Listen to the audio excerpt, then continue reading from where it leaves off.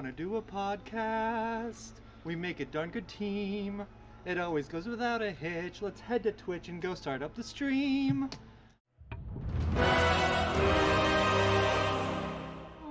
Do you wanna do a podcast? It's the Nerd Glasses Podcast. Let's start now. Hi everyone and welcome to the Nerd Glasses Podcast. Come? Alright, I'll do my own bit for myself. Oh wait, no silence. We're doing it. Get off the road.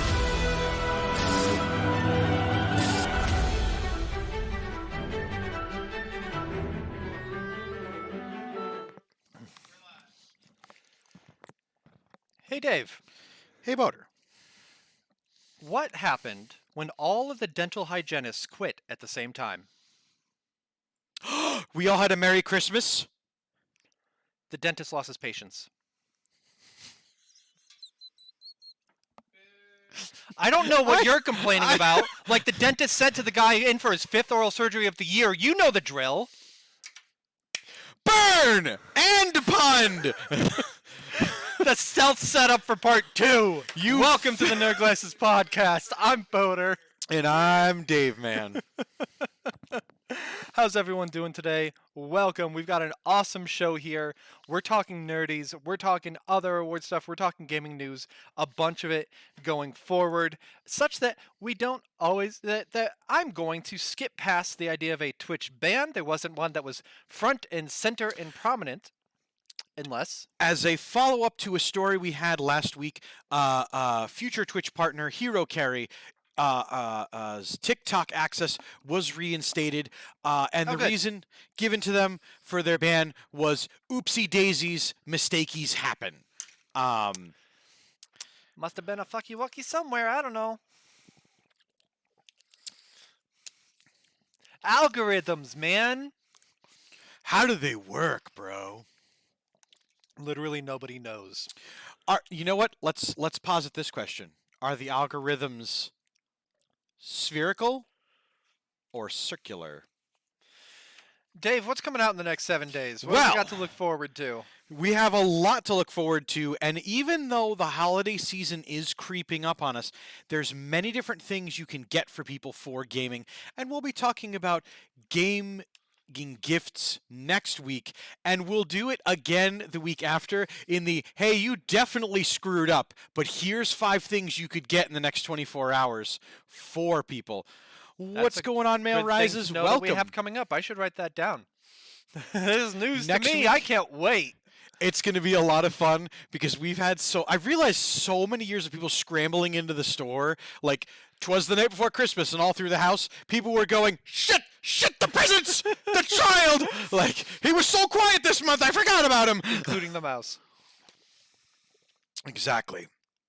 Well, you don't have to Welcome, be a mouse to appreciate the games that are coming out, because on the 8th for the Nintendo Switch, the PlayStation 4, the PC, and the Xbox One, these game trailers, of course, being brought to you via patented, copyrighted, and beloved Dave, my arms are getting tired.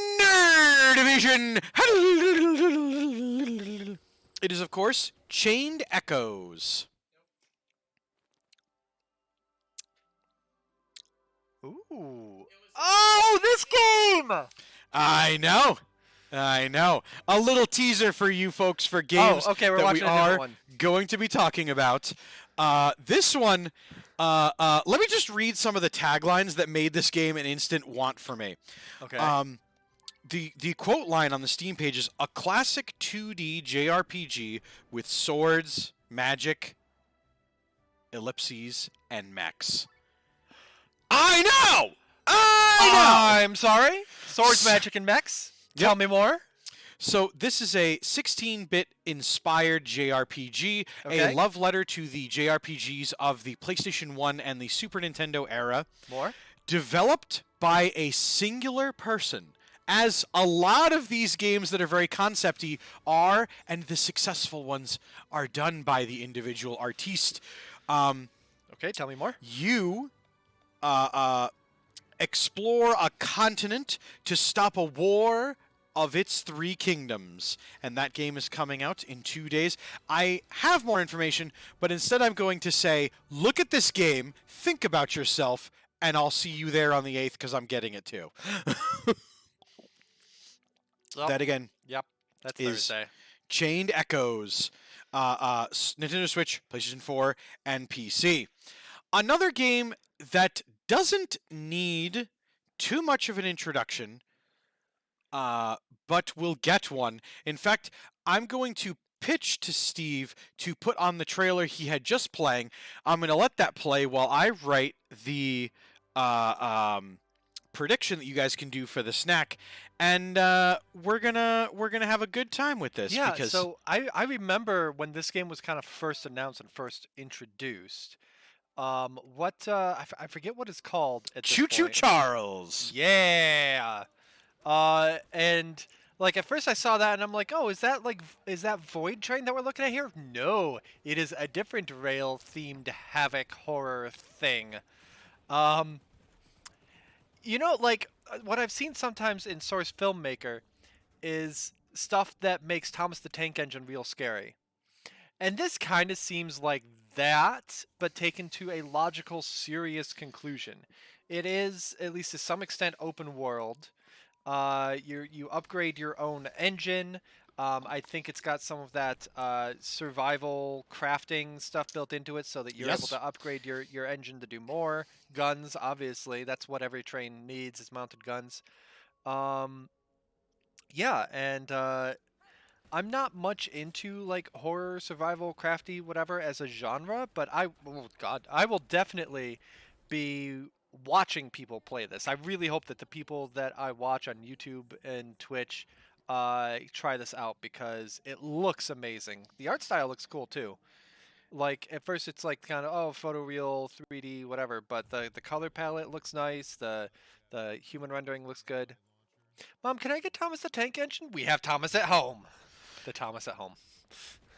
So Choo Choo Charles, developed by the Singular Person Studios 2-Star Games. They have been live streaming the work that they've done on this game, and I've been keeping up with it. And my God, it's finally coming out. I really think this game should have come out in October this year, but tis the season to both be spoopy and also rah. This game has been in development for a couple years now. Concept art has been released, and the game has grown in scope as it's developed. But Choo Choo Charles, Kill the Spider Train, starting on the 9th. I cannot wait to play this game, because the things that it's going to do them well, and it's just not going to do other things, and that's fine. Yeah. It looks really focused in its design, and that's cool to see. Our third game, screaming onto the Nintendo Switch on the 9th, is an action RPG from a franchise we're all so familiar with, and yet a faithful and yet fun spin on the Dragon Quest line. This being Dragon Quest Treasures. You take the apologies for the cough. I had pretzels before we went live, and they are now coming back. Yeah, I had a Twix. It was a bit much. Dragon Quest 11 heroes, Eric and Mia. Of course, you know them, you love them. But as a twist, as a fun little thing, they are when they were children, being the heroes of 11. Okay. You wander around the country. You are transported to a magical land after you interact with these two magical rapscallions, and you are free to wander about the countryside and find yourself some treasure, some adventure. And the big difference is, because you are a small child, you are able to attempt to befriend some of the monsters to get them to fight with you. By giving them positive attention, like so many people on forum boards. I like that. I mean, it's sort of the Undertale mechanic, which in a way that like hasn't been taken up by AAA gaming since. People are like, oh well, that's a neat oddity, and then just didn't do anything with it. And it's cool to see Like, there's been other things where you can like befriend an enemy, but it's usually like built into the story, as opposed to like being an ongoing mechanic. So that's really cool. Vladdy, so we call this Baby Dragon Quest or the Dragon Quest Kids. Ooh, I like the Dragon Quest kids. That sounds cool. Those Dawn, I would have gotten away with it too if it weren't for you Dawn Dragon Quest Kids. Either that, or you can try to take like a Muppet Babies kind of tack with it. I especially like this because the Dragon Quest monsters, some of them are adorable, and I feel bad killing the slimes. And in this time, instead, I can just give them a quick little like face whoobies, like whoosh. Yeah, and then they're totally ready to get in on the thing and even die for you. Who's a good little buddy? Talar! And that's all the games that are coming out in the next 7 days. I will say, last week I didn't mention a game that's definitely in my wheelhouse that I'm actually kind of glad that I didn't give tacit endorsement to, looking at the reviews. Yeah. That being the Callisto Protocol. Ooh, yeah, I'm hearing a lot of rough stuff about that right now. What does make me laugh is the version I would have bought apparently is just fine. Because I would have gotten it for my PS5. Yeah. Totally fine, totally in the clear. But apparently, if looking you at like a bad PC port, kind oh, of. horrendous watching people try to play it. The thing that I like about it is, though, since it came out on Friday, it's already gotten a patch and a couple other things. So it's not just a project that's they're hoping will go away. They're putting the love into it. So in the past 7 days, I haven't really been playing anything new. I opened up Cities Skylines again, and I booped around in that just a little bit. Nice. So I'm really glad you were able to tear yourself away to come here to do the program with us. I actually like it hasn't.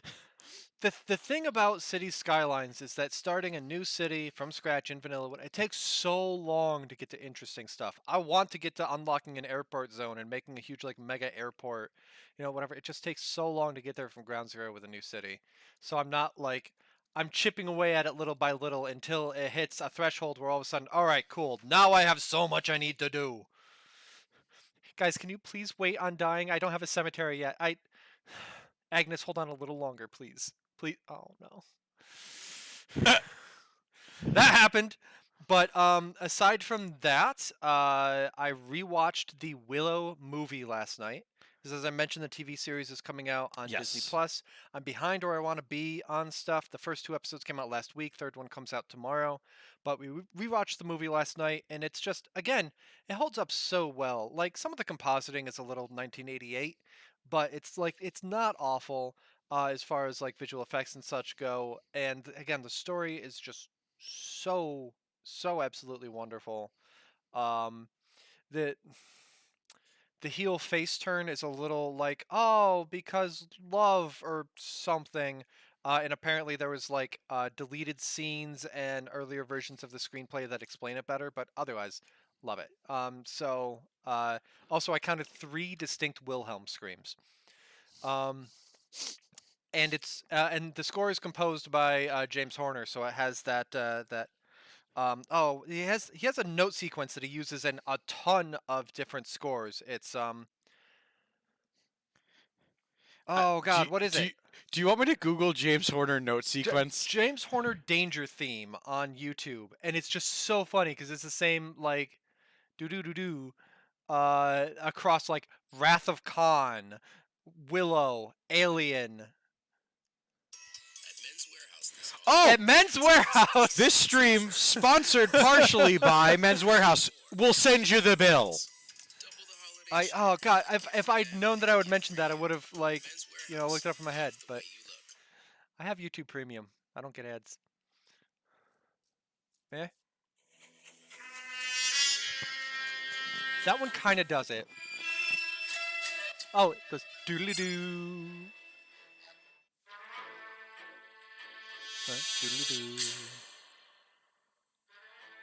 So this is from Wrath of Khan. Brainstorm. Doodly-doo. Aliens. Project X. Willow.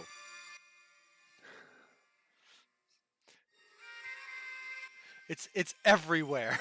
The first time it came up, I just laughed because I had seen that video to the point where I could just like hear it. I'm like, oh my gosh, play it on the ukulele. I mean, Taco Bell ask. We'll just real quick like try to work that See out. if you can do that. So it's In the meantime, while you do that and work on that, I will also mention that I just finished reading Legends and Lattes by Travis Baldree, and I really enjoyed this. So this book came out in February of this year, self-published. It got a huge boost from Sean McGuire. It did a lot of rounds on TikTok and so forth, and was picked up by Tor and came out traditionally published last month. And all I can say is, me next, please. But no, even aside from that, this was a wonderful, wonderful book. It is like high fantasy, a retired adventurer opens up a coffee shop. And unless you're in one of the central gnome cities, you have no idea what coffee is. So it's the whole getting it built up off the ground level, finding people to join you in this No. venture. It's don't recommend more absolutely literature. I have wonderful. such a backlog that'll never. You don't have a backlog. Not compared to someone who is a bookseller or was a bookseller and still has a backlog from 2 years ago that has only increased. I laugh at your backlog, but still. Legends and Lattes by Travis Baldree, highly recommended. Vladdy, I don't get the joke there. I love, Vladdy, that you did that and then you decided to say hi to Auntie. Thus is life. Too many books, too many games, too many minis, too many men, too many. Anyway, what about you, Dave? Doodle-doo. There we go. Pretty close. Pretty close. Let's see. The first season of Overwatch 2 ended this weekend, and I scraped as hard as I could, and I got all the way to the metric of level 173. So I missed out on level 175 and level 200. But we do not sell jam here. However, Vladdy does have a plethora of jams. I believe that's what's being asked. Hi, Strip Club Vladdy. Do you sell jam there? Strip Club Vladdy. There's a Vladdy I don't want to meet. There's an eyebrow twinge. So I played just a ton of that. And then the usual trio of people that I play random shooters with, myself, Leggett Reaper, and Itachi Blaine, finally got into the meat and bones of playing Warhammer 40k Darktide together. And damn, is that game fun! Damn, is that game good! And damn, is that game 40k! Like, just the flavor from the second you turn it on. Good. It's everything. And thank you very much, Auntie, for gifting me that game and also playing with us on Sunday. That was a treat that could not be beat. Especially because he had to stay up till like 3 a.m. to join us 9 p.m. our time. Like, it was a lot. I am excited because here at Insane Games we're going to be taking in an immense collection of pops. One of the biggest ones that we've taken in a while. And it's a trade-in with one of our friends from the conventions. Okay. They just have some inventory that they want to go to someone else who can move it, and we're really excited to be working with them. They don't have a social media presence for me to tag for them, but that's okay. Steve and I this Friday are actually getting extra hours to just come here and process pops. So, by the way, holiday gift giving. Funko Pops are easy. They're fandom related, and you can support a local business. If you're looking for gift ideas and you don't want to wait for next week's show, could Um, do worse. Just saying. Vladdy just dropped a bank vault of channel points onto one of the. Oh no! So the options, by the way, for things you can vote on are, oh my god!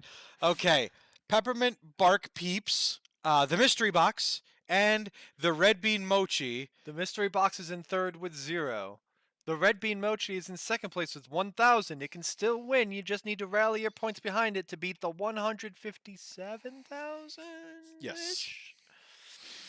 Of Vladdy splashing his channel point cash around here. But it was a great weekend of like gaming. My wife and I put up our Chrysler tree. We went out and we got our new ornament for the year. And I appreciate my wife immensely because we were looking in the Hallmark aisle. Those are the ones that we get. And we're looking at all the options. And we found one for the Green Ranger. And we were like, it fits. This, and the other. And then I casually went, oh, look, it's Dwayne the Rock the Tooth Fairy Johnson. And my wife, the love of my life, goes, let's get that one. And so we have Dwayne the Rock the Tooth Fairy Johnson on our tree as our yearly ornament that we put on. Savannah also had a wrestling match with that ornament, and she just batted it around the apartment once and then left it near the tree and walked away. So, who won then? I gotta say it had to be Savannah, because at no point the did ornament the Rock ended up more or less back where it's supposed to be. The Rock had no upper hand in that whole fight. Savannah was just batting him left and right, and using her meowist prowess. The Rock let her win. That's fair. He is the people's champion. He would let the people's cat. Thank you, Mayaris, for the follow. Thank you so much. Yeah, it was just a busy weekend, and I'm really looking forward to the announcements that we have, and later in the program, dissecting the Game Awards, which are Thursday. And it's crucial that I mention this because the Game Awards will be broadcast in a couple different spaces. If you are watching the stream proper and you have it connected to certain plugins, they're going to be giving away an ungodly amount of Stream Decks for free while you're watching this. Steam Decks. What a Stream Decks? Yes, that's right. Steam Deck. No R. So make sure to get your free Stream Decks because they are literally throwing. Dave, is it a Stream Deck or a Steam Deck? It's of course the very popular Steam Deck. Okay. And they're giving away just an ungodly amount of them. And if I don't say it, you probably won't try. And if you don't try, you don't potentially win one for your old pal Boater. So, let's... I don't need a... What's up, more like... But free! Free Stream Deck! Free? Free! The best kind! Okay, so I know that we want to get to talking about the nerdies. Before we do you have any quick news topics that you want to hit on before we really get into talking about a bunch of awards? Yes! So, I have a news topic this week about our good friend Axl Rose. The lead singer of the band Guns N' Roses. Now stop right there, what you're picturing. Because I know what you're picturing. Stronger. You're picturing him getting in trouble for either saying something stupid, doing something stupid, ending a concert early. Nah! And I have to talk about this because it's one of the cases where it was a story where Axl Rose didn't come out looking like a heel for it. At the end of Guns N' Roses sets lately while they're touring, they've been playing Paradise City. And as you know, it builds and builds and builds, and then it's done. Yep. And at the end of the shows, Axl Rose has been throwing his microphone into the audience to signify, hey, the show's done, and here's a souvenir that literally nobody else will get. Yeah. Unfortunately, last month at the last show they had done, he has done this numerous times, by the way. This is not this is an established Axl Rose behavior. Unfortunately, the audience member in question did not catch it, but in fact got their face caved in by a microphone being hurled from the audience. They're not light. No, they are not light, and it's a wireless mic, so it's got a battery pack, it's got all those things in it. So this person took to social media to show their face and say, hey, I was injured at the show, like this and that and the other. And Axl Rose, in a very un-Axl Rose-like moment of clarity, went on social media, apologized for his behavior, which should have been my last point because that's the biggest thing. Yeah. But then also acknowledge that he will not continue to do that, being that people are potentially endangered by him doing that. The thing is, even if everyone's expecting it, all it takes is a couple hands blocking it from your vision and then missing it, or it getting deflected from over here, or anything like that. Like, look at how many times a professional baseball player loses the ball against the sun. And now add a whole bunch of like weird lighting and waving hands. Yep. It's easy yeah. to miss this heading for your noggin. Absolutely. So in a rare like good for you, Axl Rose, he owned up to a behavior that he did and is going to change a behavior that he did, and I think that's newsworthy. I saw something really cool that was, I think, a teacher that taught their class how to apologize. It wasn't just, I'm sorry, it was, here is what I did wrong. Here is how it made you feel. Here is what I will do better in the future. Like this multi-step thing. And yeah, that like, here is what I'll do better in the future is a huge thing. That's really cool to see. It's just like, you take responsibility and then not actually doing anything about it. I've got a quick one too. This is pretty local, actually. Blizzard Albany QA workers voted 14-0 to unionize. Yes. There is a 5-day window during which it can be appealed. That window ends tomorrow. Activision has not formally appealed it yet, but has given their usual union busting, anti-union, blah blah blah talking points. But yeah, like there's I think a couple votes were disqualified. I'm not positive about that. It was like I think there were 17 people eligible to vote. Like 1 or 2 abstained and 1 or 2 were like disqualified votes. And I'm not sure how that happened, but if memory serves, just looking at the tweets and things, I think one person like didn't come in on the right day and tried voting and then was told you can't vote. And I know there was a mini sub saga of that. Okay. Okay. But yeah. Which it's especially enheartening to hear in this past week when not everything has been as pro-labor. Anyway, I might be mentioning something about that later on, but that's all I got for now. I'll talk about the whole Smash World Tour drama after we talk about some award stuff, Dave. Shall we dig in? I'm waiting for this feast of fun and adventure. All right, so as we mentioned a couple of weeks ago, the Nerdies are coming up on December 20th. Yes, 2 weeks from now. The past couple of weeks, people have been able to submit nominations for the various categories for the Nerdies. We have 4 carrying over from last year: the worst game of the year, the Bowl of Petunias, the best gaming event, and the game of the year. And we've been accepting some nominations from our awesome community on that. And now we have the official list of nominations for the Nerdies 2022. Dave, do you have anything to say about them before we start to dig in? When we were doing the tallying for Game of the Year and Worst Game of the Year, last year, Worst Game of the Year was really, really easy because it was a year of gaffes in the gaming community. Yeah, like when we were putting together the lists, like there was a lot of bombs last year. This year, like there were a couple. We were able to put together our list of 4 nominees, but we really had to like stop and think. Yeah, it's more meme-ish nominees as opposed to this game was people paid money for this and we're mad about it. Yeah, yeah. So let's do you want to take the first one, or I'd love to. All right, cool. So go ahead. So, in keeping with the topic we just discussed, the nominees for the worst game of the year, the Nerdy could go to Chocobo GP, Diablo Immortal, Dynasty Warriors 9 Empires, or Overwatch 2. Those are our 4 nominees that you can vote on which one made you barf in your mouth just a little bit more than the other ones.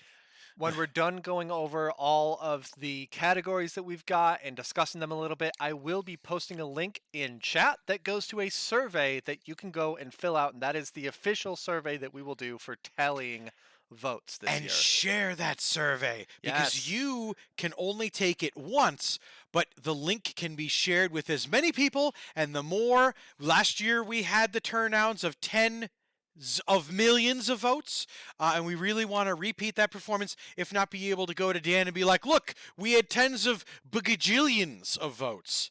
Do you want to take the next Absolutely. nominee?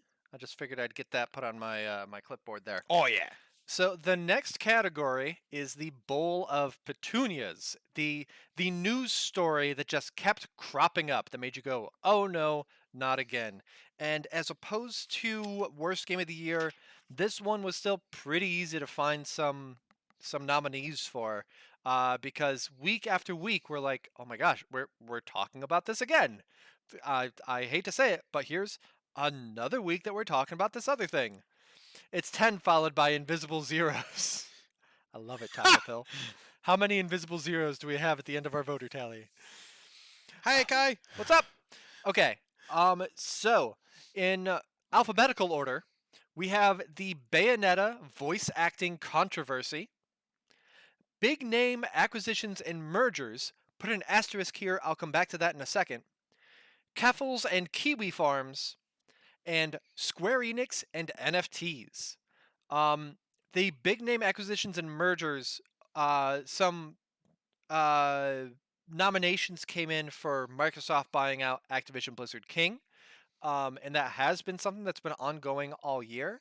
But on top of that, remember that Sony bought Bungie, Take-Two bought Zynga, Embracer bought Square Enix, And Tencent just NetEase bought Back to Quantic Brinkster. Dream. Tencent bought a bunch of small studios that I didn't feel like listing, and they invested in Ubisoft and From Software.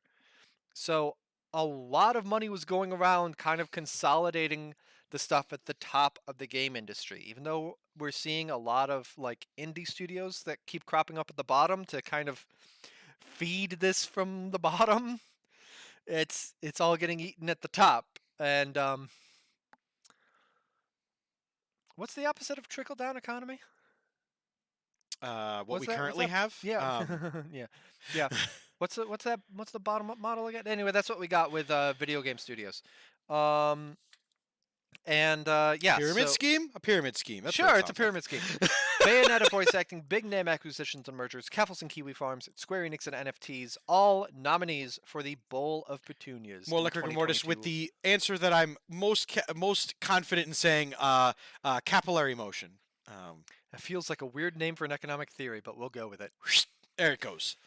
I'm sorry, what was that hand motion? It Never mind, was going- actually, we're appropriate here. We're not appropriate here. Oh, fuck off. Now, these were nominated by so many of you guys, and we were really excited. But I do want to note that a lot of people we know went to TwitchCon, and TwitchCon did not get a single mention for the Nerdy for the best gaming event of 2022. But what did get votes were the Game Awards this year, the Summer Games Fest, PlayStation's State of Play, and Nintendo's Directs, or Nintendo Direct, plural, multiple. Boo! Anti-boo! TwitchCon was just backbreaking. Thankfully, everyone who was during there is not necessarily in the best of mental health because of events that happened, but no one was paralyzed and no one suffered long-term physical damage from the awful, awful bits that happened during TwitchCon 2022.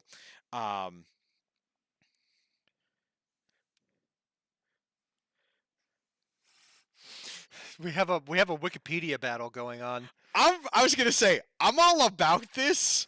As long as y'all keep it civil, have fun. Just remember, On the final draft, you can't use the Wikipedia link.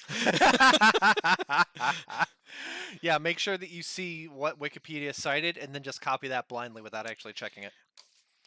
I'm not going to list nominations for the Viewer's Choice Runner-Up Award, but as we all know, if it was going to be just a Viewer's Choice of what program on Insane Games TV is the best, It's kind of gauche for us to give ourselves an award. It's incredibly gauche, and we're just not doing it. so we're having voting on the runner-up, and this is not going to be a multiple choice one. We didn't want to list every single program because there's so many. Instead, if you watch the network, if there are shows that you enjoy, whether they're Wetro Wednesday, High Five, Behind the Counter, whatever it is, you write in the program that you think deserves the runner up. And again, this is going to be in the survey link that is sent out during the stream after we go through all the nominees. That will take a little bit of manual counting up, but as long as it is a show that was airing in 2022, then it is eligible. So you could vote for things like The Citadel, or things like Shovelware Shack, or House Divided podcast. You could vote for the Dream Team. There are more programs, but I'm literally just saying the name of the banners I can see in front of me. House Divided. High Five. Yep, yeah, I mentioned High Five already. Danny NASCAR. That didn't air at all this year, right? It did. It did. Brothers Yes. in Arms. Okay, good. And the last one, of course, what would a gaming award show be without nominations for Game of the Year? Last year we had 10 nominees, and this year again there are 10 nominees. These are games that were chosen by me, by Dave, and by Steve. We each had 3 to nominate, and then we all agreed on an extra one to round it out to 10. These are games that we personally have experience with. So this maybe isn't objectively the best game of the year. It's the best according to something that at least one of us or someone tied to the program on the air had experience with.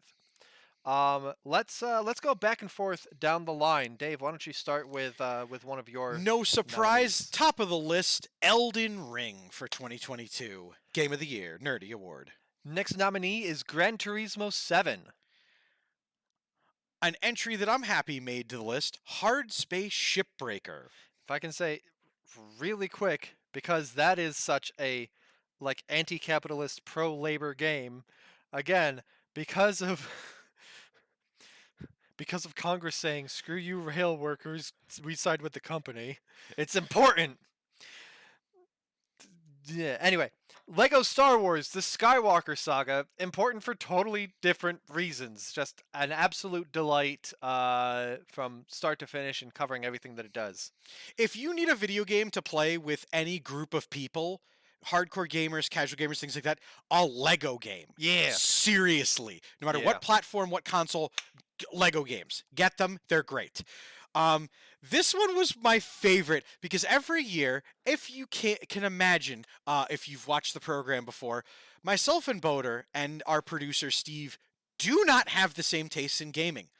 And yet, every year, one game always has some overlap. Whether it's our pick or just a game that we know we have all played at least enough time to be able to say it'll stay on the recently played list of Yeah. your console. Yeah. And this year, funny enough, it was Pokemon Legends Arceus. One that came out literally like a couple weeks after the Nerdy Awards last year. So I'm glad that it was able to scream back into the count with us here. Speaking of Pokemon, the next nominee is Pokemon Scarlet and Violet. The next one, of course, Sifu. Followed by Stray. What would it be? A list without Warhammer 40,000 Darktide. And the last nominee for the Game of the Year for the Nerdies 2022 is We Are OFK. Sorry for the follow, unfollow. That music is so good. Right? There is none of those games that if they win, I would be mad that they won. I'm not gonna like. I mean, let's be totally honest. I'm never mad giving a gaming award, a nerdy award, except to one person. Bobo, Bobo, do you want to show us your gaming award, your nerdy from last year? What else can I help you with? You lost it. Great. He threw it away. What an I'm asshole. really disappointed that I don't see it on the shelf behind him. You know, Yeah, as what a- opposed to like Phil Spencer that, you know, has failed prototypes and stuff up there. Like, come on, man. Exactly. The respect. Show some respect for the awards that you earn. Yes, sir. By the way, it is certainly not occurred that the Nerdy Awards were then just strewn about the network and sets. We or reached out anything. to a couple of the winners. Like I literally did reach out. I think to one of the game devs that got one of the things, and I was like, "Hey, would you be interested in us sending you the?" They never got back, but well, we'll keep trying. Anyway, those are the nominees for the Nerdies in 2022. There are going to be 7 days to cast your vote. You can do so at no, don't autofill stuff. Paste from the clipboard. Boom. Cast your vote at the link that I just dropped into chat. We are also going to post this to all of our social medias, onto Discord and such like that. You can cast your votes. You will have 7 days to do so. Voting ends, I'm going to say at the end of next week's broadcast. Yeah. Next week's broadcast, I'm going to close the survey and we'll start tallying up votes.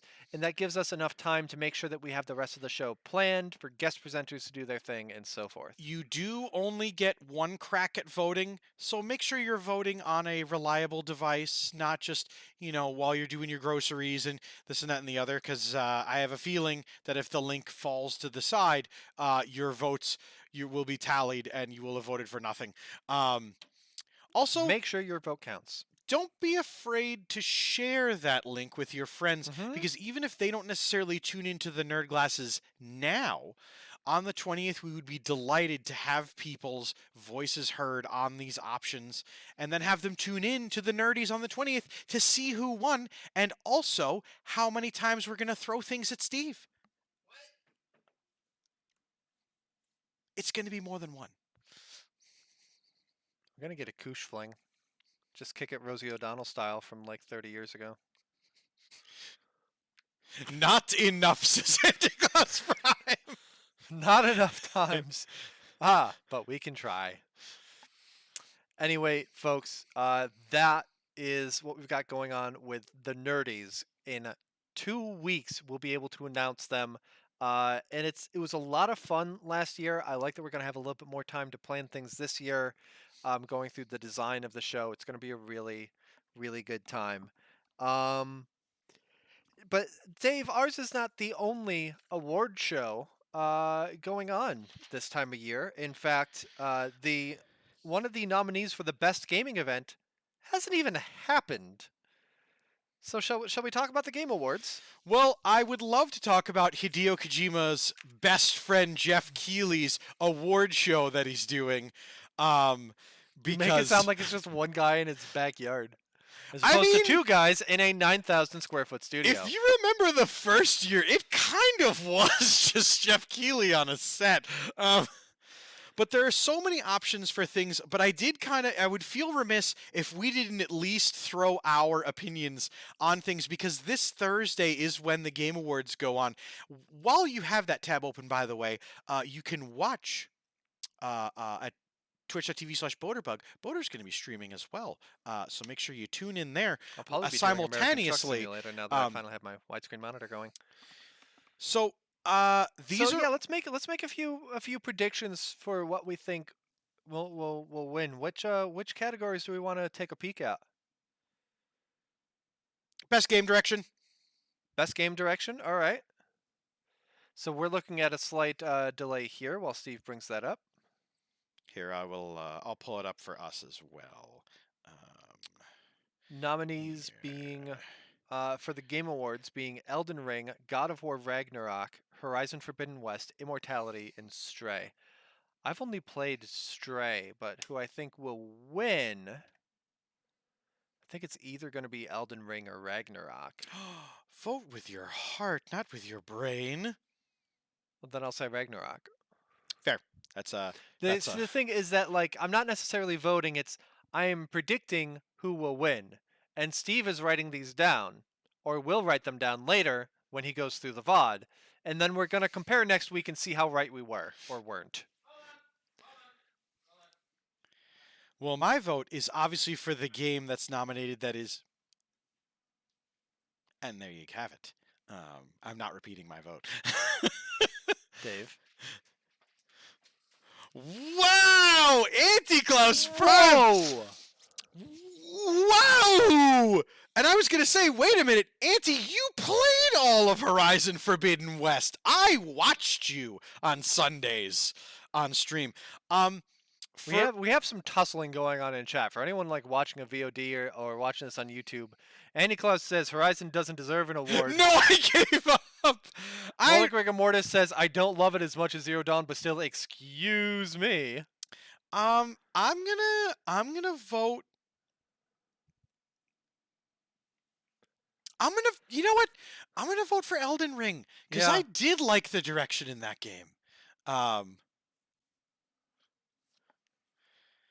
Folks, make your votes heard in chat. It's because so if you're in chat hanging out with us right now, we are friendly looking over what we think is going to win at the Game Awards. This is different from Nerdies voting in the link that was up top, and I will repost at the bottom of the program, and that we'll post on social media. This is just friendly hanging out. Who do we think is going to win Game Awards? What was your pick, voter? My pick was God of War Ragnarok for best game direction. I heard that.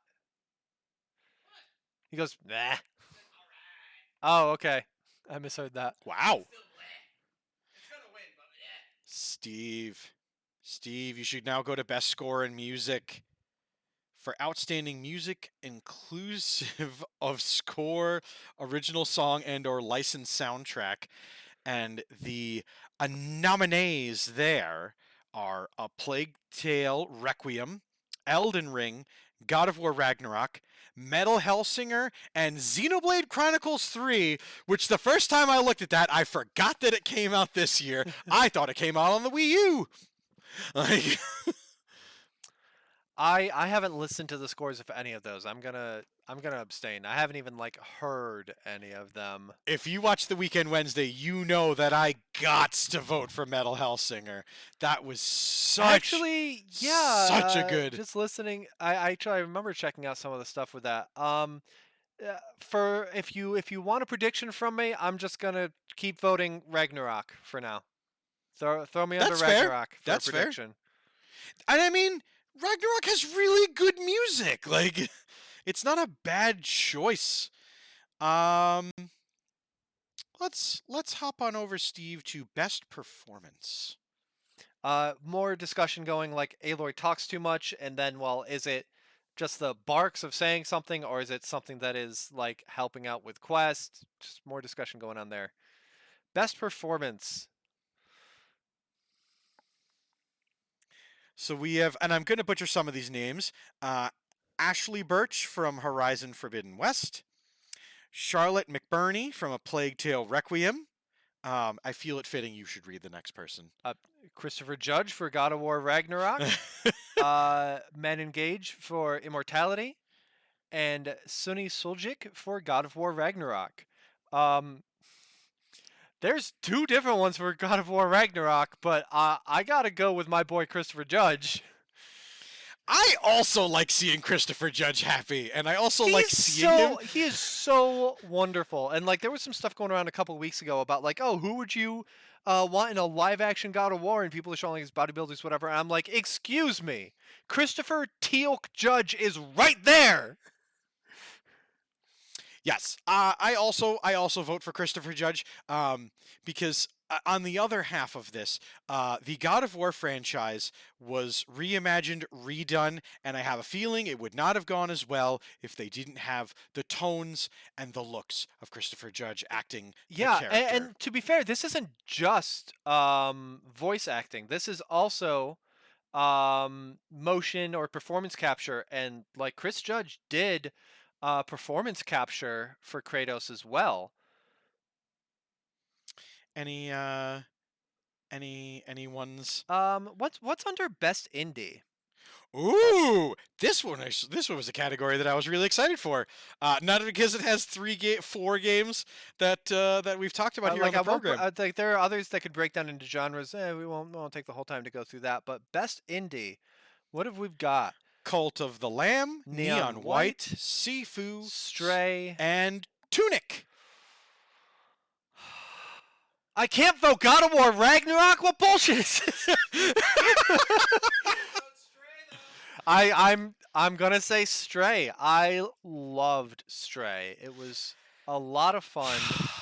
Um, I don't. I don't think Stray is going to win the award at the Game Awards. Stray is what I would vote for. I think Cult of the Lamb would win. Cult of the Lamb is actually going to be my prediction for who gets the award. I like Cult of the Lamb, but I'm voting for Sifu because that game was fun and it beat me up, and I kept coming back for more. Voted, I also need to play Tunic. Voter, did you know Parvati in Outer Worlds is voiced by Ashley Birch? And you forgot to mention it to me. I didn't know. You're getting chastised. I didn't know. I like. Hold on. When I was playing Outer Worlds, was I? No, I mostly finished that before even starting Zero Dawn. So like that, and I mean, she was putting on more of a different voice for Parvati, so I didn't really like. It's not like Nolan North. You hear him once, you hear him all the time. Yep. Yep. Cult of the Lamb was a better game than Stray, as much as it pains me to say that. I think that Cult of the Lamb has a little broader appeal, and is like Stray is a little more niche, I think. Whereas like base builders and such have had a really nice resurgence the last few years, and Cult of the Lamb really feeds into that. Steve, open up Best Sports and Racing. Oh my god, I'm gonna have to make a prediction on best sports and racing. Oh, yes, you are, because 2 of the games are so toxically bad, I can't believe they haven't burnt a hole through the ballot. And one of them has a crossover to our voting for Game of the Year. I see you. I see what you did there. That, of course, being F1 22. FIFA 23. NBA 2K20, Gran Turismo 7, and Ollie Ollie World. What's Ollie Ollie World? It's a skateboarding awesome. adventure game. That looks awesome. My prediction, because this is public voting and all that, right? Yes. My prediction is going to be FIFA. That's a very safe. That's a very safe prediction. Like, I hope that it's Ollie Ollie World because it looks hella unique. It's the first I've heard of it, but like that looks amazing. But my prediction is FIFA 23. And mine is the Dark Souls of racing games, F1 22. I'm keeping that as a thing. Okay. Let's. Are there any others before we look at what they are choosing for their game of the year? There's at least one more that I knew I wanted us to talk about as streamers, and it would be best multiplayer. Okay. Well, you know what?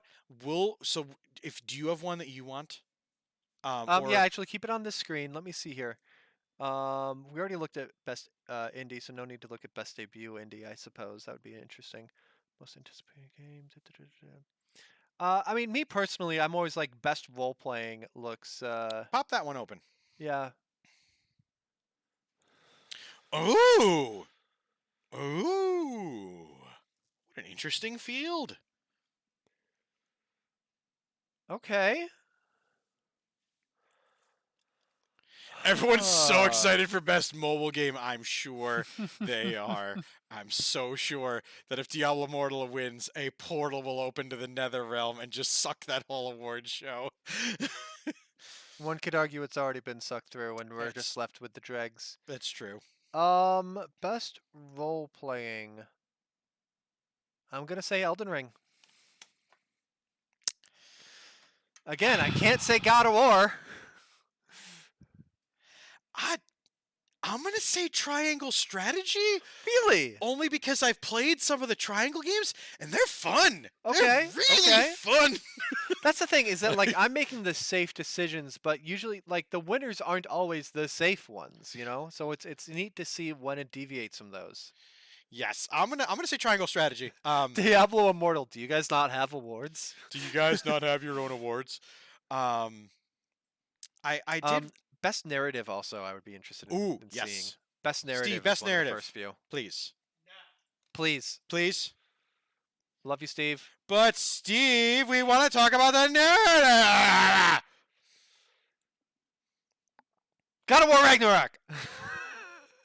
Oh, Okay, what a these are- surprise! The field Yeah, is these are very familiar looking games. A Plague Tale Requiem, Elden Ring, God of War Ragnarok, Horizon Forbidden West, and Immortality, which is making me concerned that I have not heard of Immortality. Yeah, and this it's feels like one that everywhere. like is all over the awards. I feel like there was one last year too that was totally off our radar and just was all over the Game Awards nominations. I like that happens. Yeah. I really do. Because Like- it's also if you nominate it for enough awards, I'm gonna be like, I guess I gotta check this game out. But yeah, chalk me up for another God of War Ragnarok prediction on this one. Shall we look at For narrative? For narrative. for narrative? Oh. No, Elden Ring. That's bold because like FromSoft plots are there, but you really gotta dig. But if And you just say do dig, narrative? the earthy goodness. Okay. Elden okay. Ring does have earthy goodness. Some of the other games, not so much. Immortality just happens to sponsor the event. Pure coincidence. I mean, I'm not mad about it. It doesn't seem like there's something missing that I'm like, oh, they didn't nominate this. Best Let's- multiplayer, please. Oh yes, best multiplayer we had the request for. And just because there's one on there that does not look like the others, and I am really stoked about it. We've got Call of Duty Modern Warfare 2, Multiverses, Overwatch 2, Splatoon 3, and Teenage Mutant Ninja Turtles Shredder's Revenge. one of these things is not like the other. One of these things is a Ninja Turtles IP! Like, I know, Taco Pill! I know! I'm gonna say Multiverses. Ooh. Ooh. Oh. Now, Which is not necessarily the safe choice, but I think a strong contender. yeah, that's the thing on this field, like looking at it and seeing people streaming it and things, those 5 are solid. I gotta throw it on for Overwatch. I play it every week. I stream it every week. Although I'm gonna be like, if TMNT Shredder's Revenge wins, next week I will try to do a backflip on stream. And then Dave will come to you live from a wheelchair for the nerdies. That's totally fine. Let's Totally look fine. at Game of the Year, and then we got to try a snack, and then call it a stream. Oh yeah. Because this week on Steve's If Multiverses Shovel wins, I will Shack- throw things at Boater. I mean, that'll be fair play. Also, I just had a look at Immortality, and I am stumped. Care to elaborate, Auntie? Just like not knowing where it came from, why it's getting so many awards. Game of the Year, there are 6 nominees: Whoa! A Plague Tale Requiem, Elden Ring, God of War Ragnarok, Horizon Forbidden West, Stray. and Xenoblade Chronicles 3! I'm excited to see Stray in this lineup. I really didn't expect that. Game of the year. Stray is the only one that I've played. Steph is working through Forbidden West right now. I haven't been able to get the console time to do so. I've been busy this month anyway. For the meme, I kind of want to say Ragnarok, but no, Stray. Put me down for Stray. Way to go! Way to. With So an Steve's- asterisk for Ragnarok, right? Steve's voting for Ragnarok, and I want it to be Xenoblade Chronicles 3. I want to like that franchise. I just don't have the time to dedicate to it. But there's so much about it. I know, Steve. I know.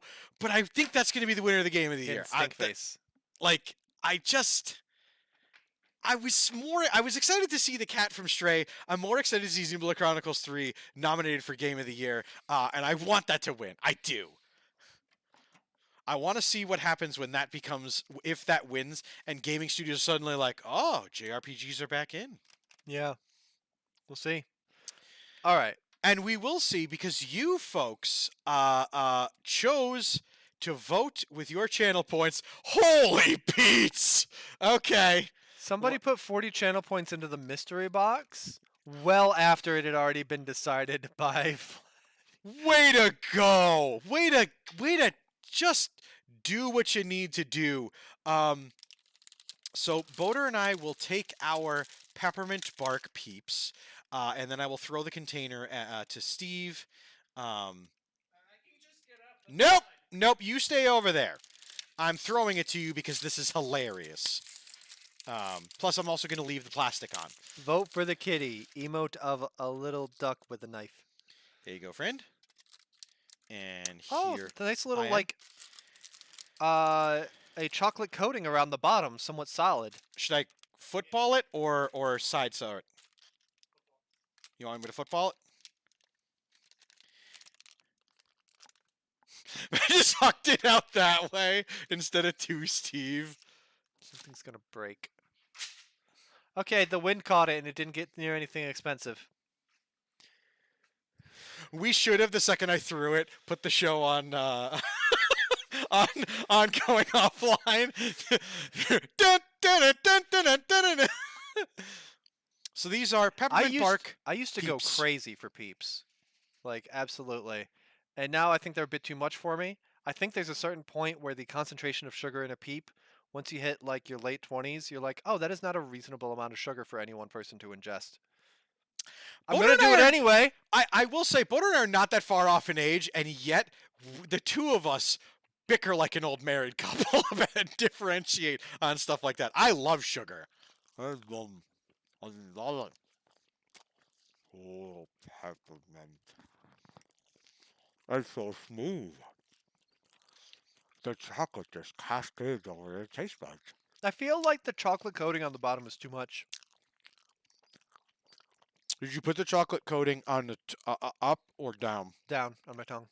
Okay. But also, now my fingers are chocolatey. That doesn't happen with peeps. If it was milk chocolate, it would be better. What was it? Dark chocolate. Oh, well, that's why I'm in for it, because I love dark chocolate. That's the other thing. I'm not a big dark chocolate person. Steve's saying if it was milk chocolate, it would be better. That might be true. I think maybe if it was like a drizzle on top rather than encasing the bottom that much, that might be a better balance of it. I'm getting some of the peppermint, and it's tasty. It's tasty, but it's overpowered by the amount of chocolate that was on the thing. Did you notice, though, the package of them only had 3? It didn't have the Really? typical amount of a small Peeps militia. There was literally, we each had one, and now the thing is empty. Okay. Like, I saw it in the little plastic tray. I think thought it was they like knew. 5 or something. yeah, I think they knew, and they were like, we're only going to put 3 instead of the usual small gathering of Peeps for the revolution. Like, There's a reasonable amount of sugar. I don't know. Like I go through phases with snacks. If it's possible, I burned out on Peeps. I went hard on Peeps for a couple of years, and then I just basically had to detox for a while. I think I'd be fine at this point, but like, yeah. Question: yes. Are Peeps best when they are fresh and soft, or do you like them slightly stale for the crunch? The color and shape are depending. Interesting. Like I'm very much like the like tree shaped ones, the holiday shaped ones. I want to eat those fresh and I want to eat them right there. Okay. The fun colored little victims of my noshing can be pink, yellow, whatever, what have you. Yeah. I'll eat those stale and I love them. Interesting. Like For me, they've always got to be fresh. They got to be squishy and fleshy and screaming. that's fair. That's a normal thing to say. Um, I do want to tease. You should make sure to tune back in next week for Nerd Glasses because this Monday I have a meeting with some folks with St. Jude's Children's Hospital talking about St. Jude's Play Live 2022, and I am so jazzed to find out what it is and what we're going to talk about, and then I can't wait to talk to all of you about it and get a little hype for May because winter is upon us, and just know that the sun goes down quicker. Things are going on. You might be feeling a little bit down. Just remember, we're here, and there's help out there for you if you are feeling the holiday blues. Don't let it get you down, and know that if your family is being incredibly shitty or intolerant of you, fuck them. We're your family now. Boom. Yeah, definitely let me know how that St. Jude thing goes. I'm a little disappointed that I didn't get an invite to it, but it looks like it was kind of randomly sent out. So do let me know, let us know. And again, just gonna say to everyone, Legends and Lattes was amazing. Read it, and then maybe when you're done reading that, read another self-published one. How We Stopped the Destroyers by Andrew Beginnis. Do it. Anyway, self-promo aside, folks, we are at the end of the show. We've got to go offline so that Steve can bring the Shovelware Shack to you immediately following this. Steve, what are you looking to play tonight?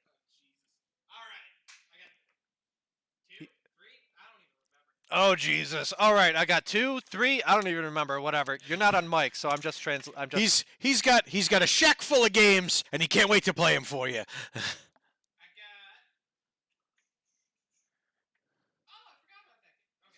Oh, I forgot about that game.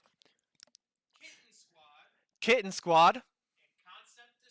And Concept Destruction coming to you on the Shovelware Shack right after this. We go offline, take about 5 minutes to shove everything that way, 10-minute countdown, and Steve will bring the best and the worst and the cheapest games to your home screen. So make sure that you stick around for that. In the meantime, I've been Boater. I've been Dave Mann. And that's been Steve. This has been the Nerd Glasses Podcast, and we'll see you next time. Bye, everybody!